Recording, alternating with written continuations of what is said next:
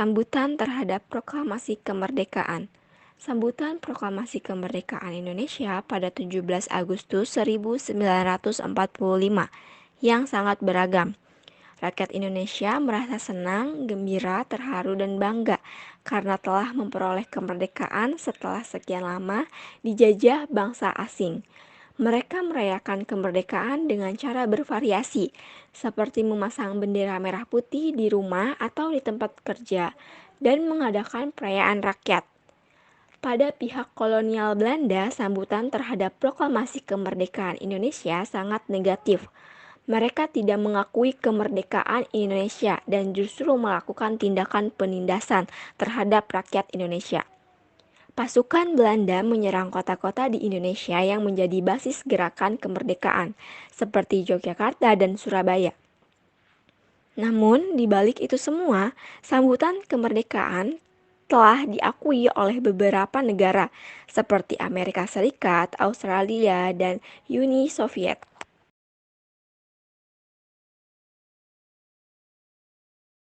Penyebaran berita proklamasi. Proklamasi Kemerdekaan Indonesia pada 17 Agustus 1945 merupakan salah satu hal yang penting dalam sejarah perjuangan kemerdekaan Indonesia. Berita ini disebarkan melalui beberapa cara, yaitu yang pertama melalui siaran radio. Radio yang digunakan untuk menyebarkan berita proklamasi kemerdekaan Indonesia adalah radio peninggalan kolonial Jepang.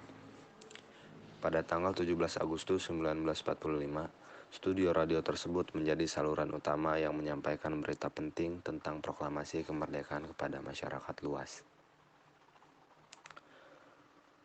Berita tentang proklamasi tersebut akhirnya menggema di seluruh penjuru Nusantara, memberikan harapan dan semangat baru bagi bangsa Indonesia yang telah lama berjuang untuk mencapai kemerdekaannya.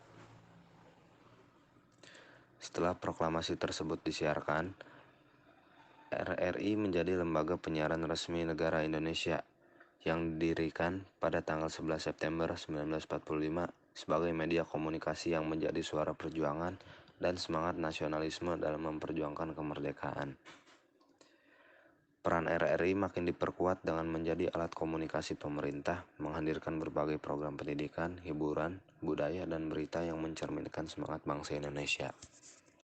Yang kedua, melalui koran, majalah, ataupun media massa. Peristiwa proklamasi kemerdekaan Indonesia pada tanggal 17 Agustus 1945 menjadi salah satu momen penting dalam sejarah Indonesia. Namun sebelum proklamasi kemerdekaan dideklarasikan, beberapa koran nasional seperti Kedaulatan Rakyat, Merdeka, dan Pemberita Betawi mulai menerbitkan berita tentang kemungkinan Indonesia yang akan memproklamasikan kemerdekaannya. Setelah proklamasi kemerdekaan dideklarasikan, koran-koran tersebut dengan cepat menerbitkan berita terkait acara penting tersebut. Berita tentang proklamasi juga disebarkan melalui koran dan majalah internasional seperti The New York Times dan The Guardian, memberikan perhatian khusus terhadap peristiwa tentang kemerdekaan Indonesia ini. Dengan demikian, koran dan majalah menjadi media penting dalam penyebaran berita tentang proklamasi kemerdekaan Indonesia. Melalui koran dan majalah, berita tentang peristiwa penting ini dapat tersebar luas dan diperoleh oleh masyarakat Indonesia serta dunia internasional.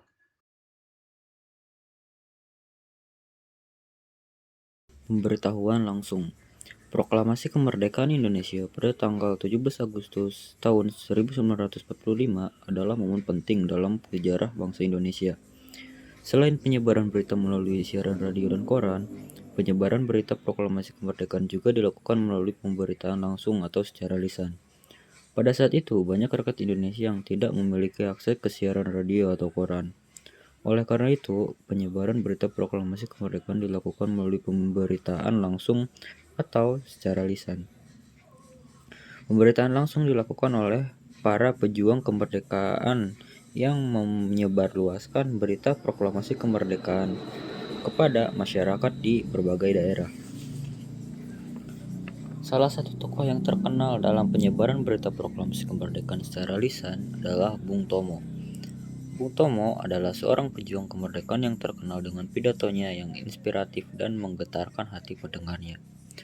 Pidato Bung Tomo pada saat itu menjadi sarana untuk menyampaikan berita proklamasi kemerdekaan kepada rakyat Indonesia. Selain itu, para pejuang kemerdekaan juga menggunakan berbagai cara lain untuk menyebarluaskan berita proklamasi kemerdekaan secara lisan. Misalnya dengan menggunakan alat peraga seperti spanduk dan poster yang berisi berita proklamasi kemerdekaan. Penyebaran berita proklamasi kemerdekaan secara lisan memainkan peran penting dalam menyebarkan semangat kemerdekaan pada rakyat Indonesia. Para pejuang kemerdekaan berjuang keras untuk menyebarluaskan berita proklamasi kemerdekaan agar dapat diketahui oleh seluruh rakyat Indonesia, sehingga masyarakat dapat bersatu dan memperjuangkan kemerdekaan Indonesia secara bersama-sama. Berdasarkan sejarah kemerdekaan Indonesia, penyebaran berita proklamasi kemerdekaan melalui pemberitaan langsung atau secara lisan menjadi salah satu momen penting dalam upaya merebut kemerdekaan dari penjajah. Pada akhirnya, perjuangan dan para pejuang kemerdekaan berhasil membuahkan hasil dengan proklamasi kemerdekaan Indonesia pada tanggal 17 Agustus 1945. Surat atau pamflet.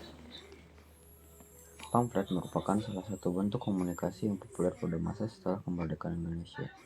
Pamflet digunakan sebagai sarana untuk menyampaikan pesan, ide, dan ajakan kepada masyarakat luas.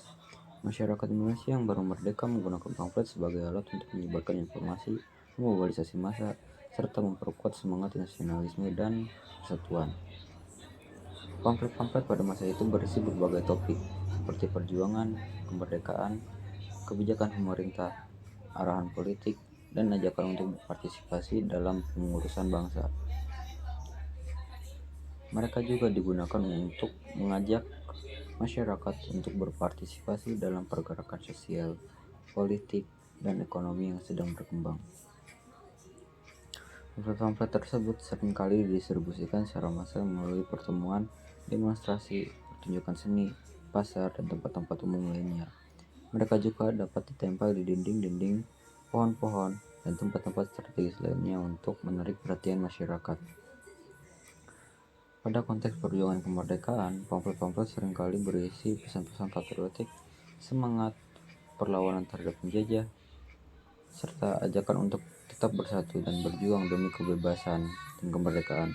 Pamflet menjadi alat komunikasi yang efektif dalam menggerakkan massa dan membangkitkan semangat perjuangan di kalangan masyarakat. Selain itu, pamflet-pamflet juga sering digunakan untuk menyebarkan informasi mengenai kebijakan pemerintah, program pembangunan, dan kampanye sosial yang dilakukan pada masa itu. Masyarakat diharapkan dapat memahami dan terlibat dalam upaya pembangunan nasional yang sedang dilakukan. Pada periode setelah kemerdekaan, pamflet juga menjadi sarana untuk menyampaikan ideologi negara, semangat nasionalisme, dan tujuan-tujuan bangsa Indonesia. Masyarakat diharapkan dapat mendukung dan berkontribusi dalam membangun bangsa yang merdeka dan berdaulat. Pamflet pada masa setelah kemerdekaan Indonesia mencerminkan semangat perjuangan, optimisme, dan semangat pembangunan bangsa yang baru.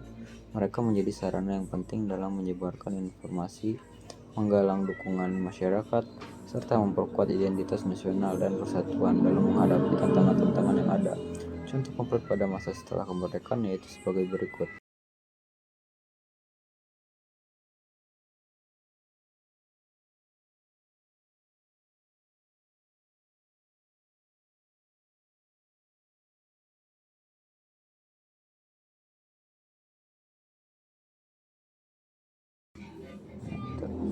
Kata-kata tersebut bukan berasal dari sebuah papan pengumuman, tetapi tertulis di selembar kertas sederhana yang sampai sekarang masih tersimpan di Arsip Nasional Rakyat Republik Indonesia. Mona Iohanda yang pada masa itu sebagai Kepala Bidang Perluasan Koleksi Kearsipan Arsip Nasional seperti pernah dimuat di majalah Intisari edisi Agustus 1989. Kertas itu merupakan sebagian dari poster dan pamflet perjuangan yang muncul antara tahun 1945 sampai 1950.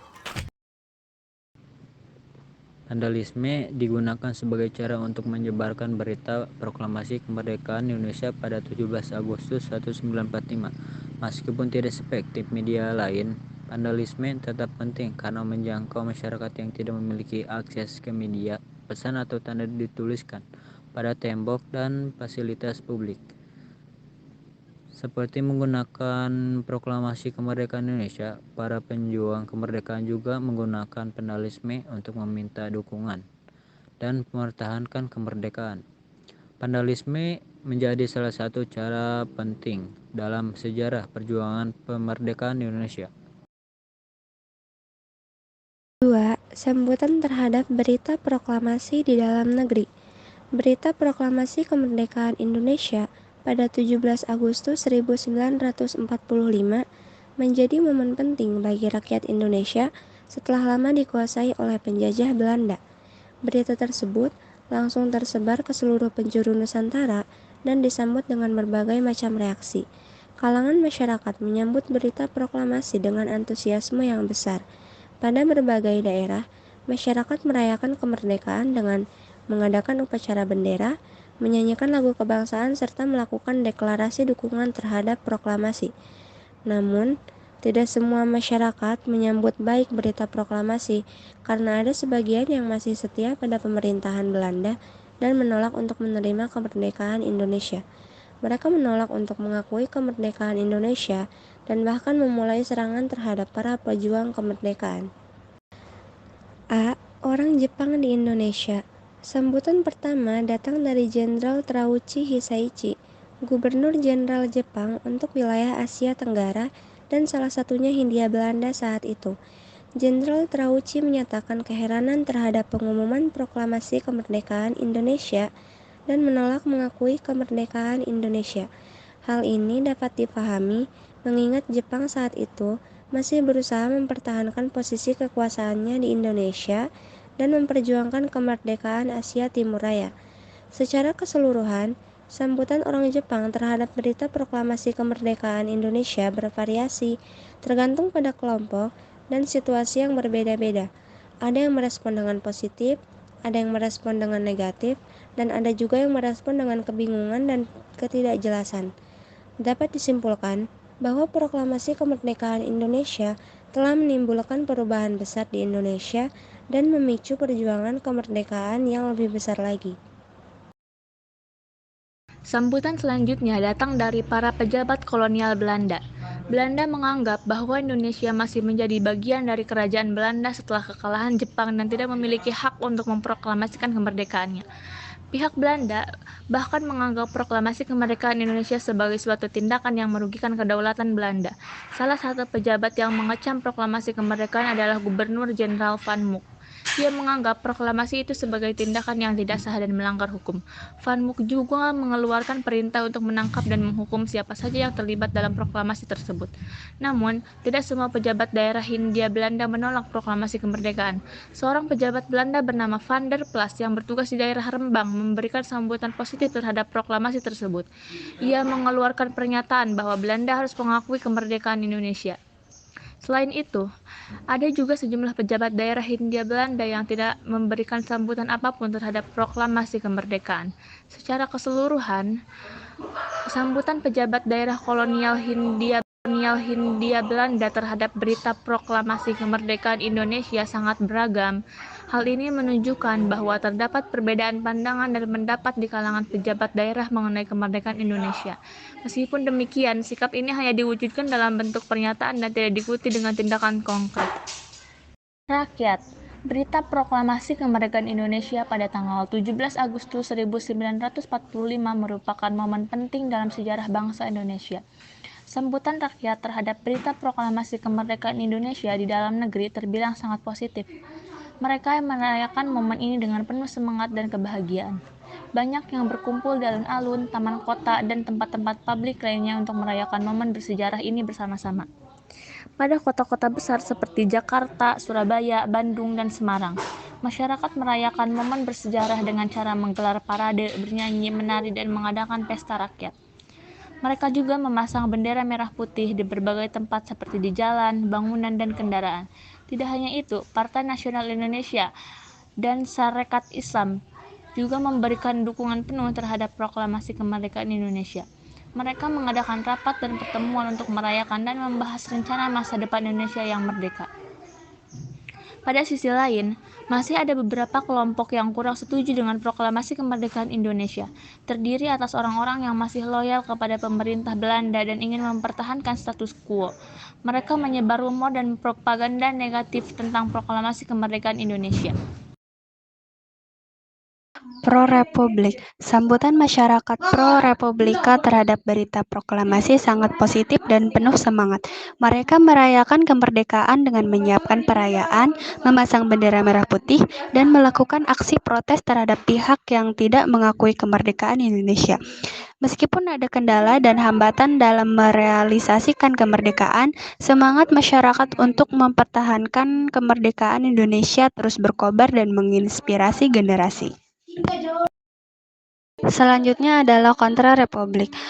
Sambutan masyarakat kontra-republik ini bertentangan dengan sambutan masyarakat pro-republik. Sambutan masyarakat pro-republik. Kontra-republik adalah beberapa masyarakat yang masih loyal terhadap Hindia Belanda, merasa tidak dengan proklamasi kemerdekaan yang diumumkan oleh Insinyur Soekarno dan Dr. Muhammad Hatta. Biasanya masyarakat ini berasal dari kalangan Belanda dan pribumi yang masih mendukung kolonialisme Belanda. Beberapa sambutan kontra-republik diantaranya masyarakat kota Surabaya yang membentuk Gerakan Barisan Pemberontakan Indonesia BPI yang menentang keputusan proklamasi Indonesia. BPI sendiri membentuk pemerintahan sendiri dan menyerang para penjuang yang mendukung proklamasi, sehingga terjadilah pertempuran sengit antara kedua belah pihak. Selain itu, di daerah Jawa Barat, kontra-republik melakukan aksi perlawanan. Mereka menganggap bahwa keputusan tersebut tidak sah karena tidak mendapatkan persetujuan dari pihak koloni Belanda. Selain itu, beberapa masyarakat juga takut terjadinya konflik yang lebih besar dan khawatir keamanan mereka di masa depan terancam. Sambutan terhadap berita proklamasi di luar negeri. Berita proklamasi kemerdekaan Indonesia pada 17 Agustus 1945 tidak hanya menimbulkan sambutan positif di dalam negeri, tetapi juga mendapat perhatian dari masyarakat internasional. Sambutan terhadap berita proklamasi di luar negeri tersebut cukup bervariasi, tergantung pada posisi politik, kepentingan, dan pandangan masing-masing negara.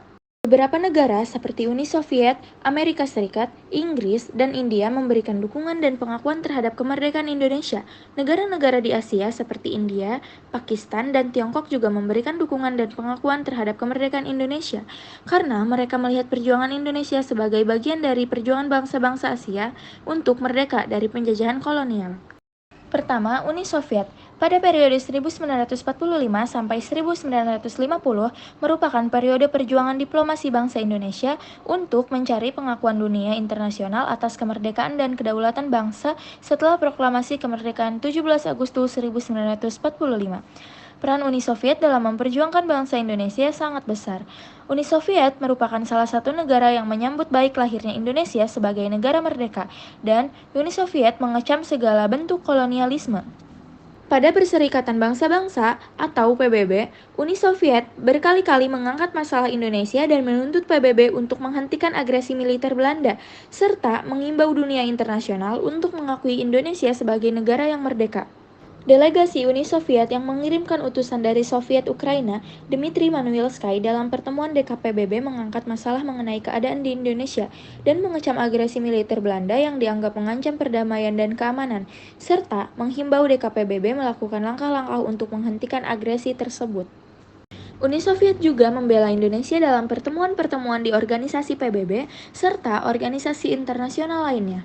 Dukungan Uni Soviet tersebut disambut gembira oleh bangsa Indonesia, dan berbagai ungkapan rasa terima kasih tercermin dari surat atau pidato-pidato yang disampaikan antara lain oleh Ali Sastroamidjojo, Juanda, Sartono, Wilopo, dan Adam Malik kepada utusan Uni Soviet di PBB, seperti A.A. Gromyko, DZ Manuilsky, dan V. Zorin.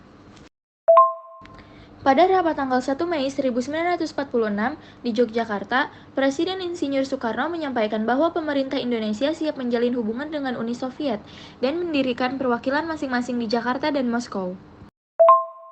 Guna memperjuangkan Indonesia di wilayah Eropa Timur, Wakil Indonesia di Praha, Suripno, mempunyai surat mandat yang ditandatangani Presiden Insinyur Soekarno pada bulan Desember 1947 untuk mewakili pemerintah Indonesia dalam melakukan perundingan dan menjalin hubungan persahabatan dengan negara-negara Eropa Timur dan Uni Soviet.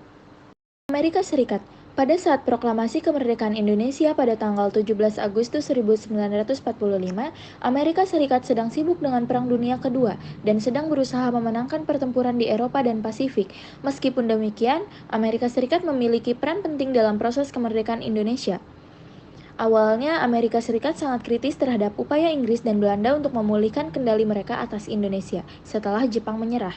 Pada tanggal 15 Agustus 1945, Presiden Amerika Serikat Franklin D. Roosevelt mengirimkan telegram kepada Inggris dan Belanda, meminta agar kedua negara menunda segala tindakan untuk memulihkan kendali mereka di Indonesia. Telegram tersebut menunjukkan dukungan Amerika Serikat terhadap kemerdekaan Indonesia. Setelah Roosevelt meninggal dunia dan digantikan oleh Harry S. Truman, kebijakan Amerika Serikat terhadap Indonesia mulai berubah. Pada tanggal 18 September 1945, Truman mengirimkan telegram ke Presiden Insinyur Soekarno dan meminta agar Indonesia menyerahkan kendali mereka kepada sekutu. Pada telegram tersebut, Truman juga menyebut bahwa Amerika Serikat tidak akan mengakui kemerdekaan Indonesia secara langsung. Pada akhirnya, keputusan Amerika Serikat ini didorong oleh kekhawatiran Amerika Serikat terhadap pengaruh komunisme di Indonesia dan keinginan Amerika Serikat untuk mempertahankan hubungan yang baik dengan Belanda. Amerika Serikat juga ingin menjaga stabilitas di Asia Tenggara dan menghindari terjadinya konflik dengan negara-negara kolonial di Eropa. Ketiga, Inggris. Negara Inggris adalah salah satu yang memberikan respons terbesar, mengingat Indonesia adalah salah satu jajahan mereka pada saat itu. Respons Inggris pada awalnya kurang positif terhadap berita proklamasi kemerdekaan Indonesia. Mereka menganggap bahwa pengumuman tersebut tidak sah dan tidak memiliki dasar hukum yang kuat, karena Inggris masih menganggap Indonesia sebagai salah satu jajahan mereka. Selain itu, Inggris juga merasa bahwa pengumuman tersebut akan memicu kekacauan dan mengganggu keamanan di wilayah mereka. Akhirnya, Inggris memberikan respons yang lebih positif setelah menerima desakan dari Amerika Serikat dan Uni Soviet yang mendukung kemerdekaan Indonesia. Pada tanggal 1 Desember 1946, Inggris secara resmi mengakui kemerdekaan Indonesia, meskipun dengan beberapa syarat dan ketentuan. Secara keseluruhan, respons dunia internasional terhadap berita proklamasi kemerdekaan Indonesia pada tahun 1945 cukup bervariasi, tergantung pada pandangan politik dan kepentingan negara-negara tersebut. Dukungan dari beberapa negara besar seperti Amerika Serikat dan Uni Soviet menjadi kunci penting dalam memberikan pengaruh dan tekanan terhadap Inggris dan Belanda untuk mengakui kemerdekaan Indonesia. 4. Mesir. Mesir memberikan respon yang cukup positif terhadap berita proklamasi kemerdekaan Indonesia. Pada saat itu, Mesir sedang mengalami proses perjuangan kemerdekaan mereka sendiri dan melihat Indonesia sebagai negara yang sedang mengalami proses yang sama. Oleh karena itu, Mesir memberikan dukungan terhadap kemerdekaan Indonesia dan berharap dapat menjalin hubungan diplomatik dengan Indonesia di masa depan. Mesir yang pada saat itu juga sedang berjuang untuk mendapatkan kemerdekaan dari Inggris memberikan dukungan penuh terhadap perjuangan Indonesia. Kedua negara memiliki persamaan dalam usaha untuk merdeka dari penjajahan. Respon positif Mesir atas proklamasi kemerdekaan Indonesia juga ditunjukkan melalui pengakuan diplomatik Mesir terhadap Republik Indonesia yang baru saja merdeka. Mesir mengirimkan utusan resmi ke Jakarta untuk membuka kedutaan besar pertama yang mengakui Republik Indonesia sebagai negara yang merdeka. Mesir merupakan negara yang pertama kali mengakui kemerdekaan Indonesia pasca proklamasi kemerdekaan Republik Indonesia. Mesir mengakui kemerdekaan Indonesia secara de facto pada tanggal 22 Maret 1946 dan secara de jure pada tanggal 10 Juni 1947 yang disaksikan oleh Agus Salim dan A.R. Baswedan. Selain itu, Mesir juga memberikan dukungan terhadap Indonesia di forum internasional seperti PBB. Ketika Indonesia mengajukan permohonan keanggotaan di PBB pada tahun 1947, Mesir adalah salah satu negara yang mendukung dan memberikan suara untuk mengakui Indonesia sebagai anggota PBB. Secara keseluruhan, respon positif dari Mesir atas proklamasi kemerdekaan Indonesia menunjukkan solidaritas antar bangsa dalam memperjuangkan kemerdekaan dari penjajahan kolonial. Dukungan Mesir terhadap Indonesia juga menjadi contoh bagi negara-negara lain di dunia untuk memberikan dukungan terhadap perjuangan kemerdekaan bangsa-bangsa yang masih berjuang melawan penjajahan. Kelima, India. India adalah salah satu negara yang memberikan respon positif terhadap berita proklamasi kemerdekaan Indonesia pada tanggal 17 Agustus 1945. India sendiri sama seperti Mesir, pada saat itu masih menjadi wilayah jajahan Inggris dan sedang berjuang untuk merdeka. Pandit Jawaharlal Nehru yang merupakan Presiden Kongres Nasional India mengeluarkan pernyataan yang menunjukkan dukungan India terhadap kemerdekaan Indonesia. Pernyataan tersebut dirilis pada tanggal 2 September 1946 yang isinya mendukung perjuangan Indonesia untuk merdeka dan menuntut agar pihak Inggris mengakui kemerdekaan Indonesia. Mahatma Gandhi, tokoh perjuangan kemerdekaan India yang sangat dihormati di Indonesia. Mahatma Gandhi menyatakan dukungannya terhadap kemerdekaan Indonesia dalam beberapa kesempatan, seperti dalam pidatonya pada tanggal 6 Oktober 1945 di New Delhi. Pada bulan April 1949, India secara resmi mengakui kemerdekaan Indonesia dan membuka hubungan diplomatik dengan Indonesia. Kemudian pada tahun 1950 PM, Pandit Jawaharlal Nehru menerima Duta Besar Indonesia yang pertama yaitu Dr. Sudarsono. Secara keseluruhan, respon India terhadap proklamasi kemerdekaan Indonesia pada tahun 1945 cukup positif dan memberikan dukungan yang besar bagi perjuangan kemerdekaan Indonesia. 6. Pakistan. Pakistan merupakan salah satu negara yang memberikan respon positif terhadap berita proklamasi kemerdekaan Republik Indonesia pada 17 Agustus 1945. Pada saat itu, Pakistan masih berada dalam wilayah India yang pada saat itu sedang melakukan persiapan permisahan antara India dan Pakistan. Pakistan juga saat itu telah memiliki perwakilan diplomatik di India yang saat itu masih di bawah kekuasaan Inggris. Respon positif dari Pakistan terhadap berita proklamasi kemerdekaan Indonesia memperlihatkan solidaritas dan persahabatan antara bangsa dalam perjuangan kemerdekaan dari kekuasaan kolonial.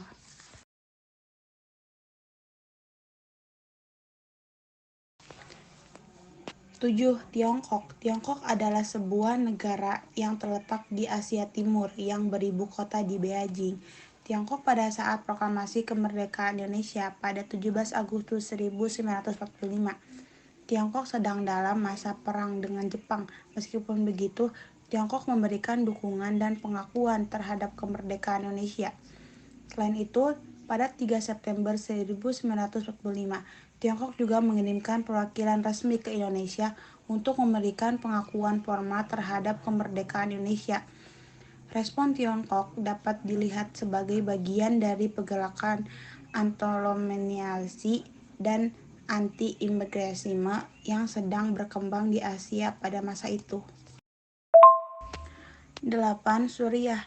Suriah adalah salah satu negara anggota Liga Arab. Suriah turut memperjuangkan persoalan yang dihadapi Indonesia untuk dibahas dalam Perserikatan Bangsa-Bangsa (PBB) pada tahun 1947.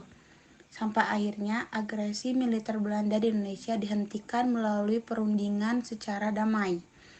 Sejak saat itu, perjalanan hubungan militer antara keduanya, tetapi kegiatan peningkatan hubungan dihentikan ketika krisis Suriah menyeruak pada tahun 2011. Hubungan militer antara Indonesia dan Suriah hanya sebatas saling mendukung dalam forum internasional. 9. Lebanon. Setelah Mesir dan Suriah, ada juga negara Lebanon, merupakan negara ketiga yang mengakui kedaulatan Indonesia pada tanggal 29 Juli 1947. Berdasarkan hubungan bilateral antara Indonesia dan salah satu negara yang terletak di Timur Tengah dimulai pada awal, Duta Besar Republik Indonesia (RI) untuk Mesir turut diakreditasikan dalam mengelola hubungan diplomasi dengan Lebanon. Kedaulatan Besar RI untuk Lebanon akhirnya didirikan secara resmi di Beirut pada tahun 1996. 10. Yaman. Negara Yaman juga salah satu negara anggota Liga Arab lain yang mengakui kedaulatan Indonesia. Pengakuan terhadap kemerdekaan Indonesia diberikan pada tanggal 3 Mei 1948. Hingga saat ini, persahabatan kedua negara telah berlangsung selama 7 tahun. Hubungan diplomatik antara Indonesia dan Yaman terus tertingkatkan, baik dalam bidang politik, ekonomi, sosial, dan budaya. 11. Arab Saudi. Negara Arab Saudi juga salah satu negara yang memberikan pengakuan kedaulatan kepada Indonesia. Arab Saudi terus mempertahankan hubungannya dengan Indonesia. Hal tersebut dapat dilihat dari kunjungan Raja Salman ke Indonesia pada tahun 2017 lalu. Hubungan diplomatik antara Arab Saudi dan Indonesia secara resmi dimulai pada tanggal 1 Mei 1950. Beberapa hubungan kedua negara ini yang saling tampak adalah adanya kesepakatan kerja bagi tenaga kerja Indonesia (TKI) di Arab Saudi dan kerjasama di bidang haji. 12. Vatikan. Negara Vatikan adalah negara pertama di Eropa yang memberikan pengakuan kedaulatan terhadap kemerdekaan Indonesia, tepatnya pada 6 Juli 1947. Hubungan diplomatik keduanya terlihat dengan berdirinya Kedutaan Besar Republik Indonesia (KBRI) di Vatikan pada tahun yang sama. Selain itu juga hubungan RI dan Vatikan makin diperkuat ketika Kedutaan Besar Vatikan Apostolic Nunciature hadir secara resmi di Jakarta sejak tahun 1950. Pada kesimpulannya, sambutan rakyat terhadap proklamasi kemerdekaan Indonesia terbilang sangat positif. Rakyat Indonesia merayakan momen bersejarah ini dengan penuh semangat kebahagiaan dan memberikan dukungan penuh terhadap kemerdekaan. Meskipun masih ada beberapa kelompok yang kurang setuju, namun hal ini tidak memengaruhi semangat rakyat Indonesia untuk merayakan kemerdekaan yang telah dinantikan selama beberapa abad.